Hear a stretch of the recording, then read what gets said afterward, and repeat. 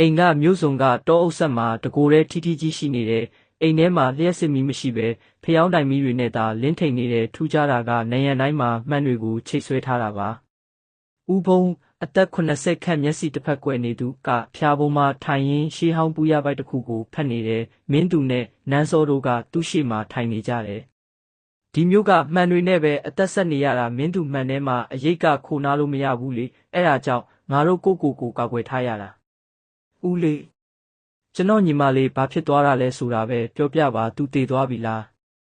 ဦးဖုံးကခေါင်းကိုဖြည်းဖြည်းချင်းခါရမ်းတယ်သူကနယံကမှန်တစ်ချက်ကိုလက်ညှိုးထိုးပြတယ်သူမရှိတော့ဘူးဒါပေမဲ့သူမတည်သေးဘူးသူကသူ့ညအမတ်ရဲ့ဟိုဘက်ချမ်းမှာပိတ်မိနေတာလွန်ခဲ့တဲ့နှစ်ပေါင်း90ကဒီမျိုးမှာငတ်မှုခေါင်းပါမှုတွေဖြစ်ခဲ့တယ်အဲ့ဒီတုန်းကမြို့လူကြီးတွေကအမှောင်ထုနဲ့ဂတိတစ်ခုလုပ်ခဲ့ကြတယ်ဘာဂတိလဲဦးလေးဦးဖုံးမြို့ရဲ့တာယာဝပြောမှုအတွက်10နှစ်တစ်ကြိမ်စင်ကြယ်တဲ့အရေးဖတ်တစ်ခုကို17ရမယ်ဆိုတဲ့ဂတိပဲမင်းညီမလေးမေသူကလွန်ခဲ့တဲ့10နှစ်ကအစတေးခံလိုက်ရတဲ့သူပဲမင်းသူဒေါသရကြီးနဲ့ထွက်လိုက်တဲ့ကလထိုင်လဲကျသွားတဲ့အတန်ကတိတ်ဆိတ်မှုကိုဖြိုခွင်းလိုက်တယ်ရုတ်တရက်အိမ်ထဲကဖျောင်းတိုင်မီးတွေတစ်ဖြက်ဖြက်နဲ့ငိမ့်လူနီးပါးဖြစ်သွားတယ်လေပြင်းတစ်ချက်အခန်းထဲကိုတိုးဝင်လာတယ်မင်းသူငိမ့်နေမင်းရဲ့အရေးကိုကြည့်လိုက်ဦး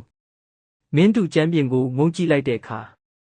သူ့ရဲ့အရေးဟာသူ့ခြေထောက်ကနေတဖြည်းဖြည်းကွာထွက်သွားပြီးအခန်းထောင်းကအမှောင်ထဲကိုတဖြည်းဖြည်းရှော့တိုက်ထွက်ပြေးဖို့ကြိုးစားနေတာကိုတွေ့လိုက်ရတယ်ဟေ့ဒါဘလို့ဖြစ်တာလဲနန်းစောကဓမီကိုထုတ်ပြီးမင်းသူခြေထောက်ကိုထိုးလိုက်ပေမဲ့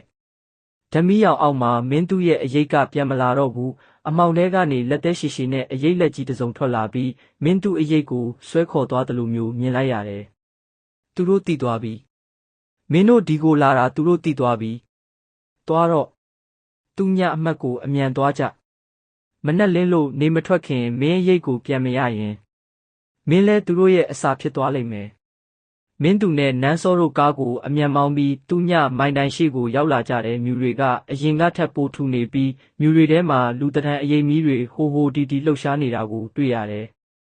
မင်းသူကားပေါ်ကဆင်းလိုက်တဲ့အခါသူ့ခန္ဓာကိုယ်ကအယမ်းကိုပေါ့ပါနေတယ်လို့ခံစားရတယ်အရေးမရှိတော့တဲ့အတွက်သူ့ရဲ့တည်ရှိမှုဟာတဖြည်းဖြည်းပျောက်ကွယ်တော့မဲ့အခြေအနေပါ